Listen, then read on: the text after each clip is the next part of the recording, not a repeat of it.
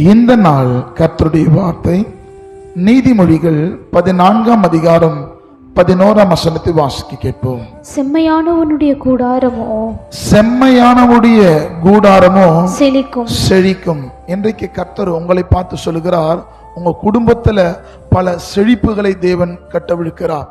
சில செழிப்புகளை கர்த்தர் கட்டளை கொடுக்கிறார். ஒருவேளை நீங்க நன்மையான வழிகளில் நடந்து நேர்மையான வழிகளில் நீங்கள் செயல்பட்டு இதுவரையிலும் சில அவமானங்கள், சில போராட்டங்கள், சில நிந்தனைகளுக்குள்ள நீங்க கடந்து போயிருக்கலாம். அதற்கு கர்த்தர் முடிவை காண்பிக்கும் பொருட்டாக தான் கர்த்தர் இந்த நாளில் உங்களோடு பேசுகிறார்.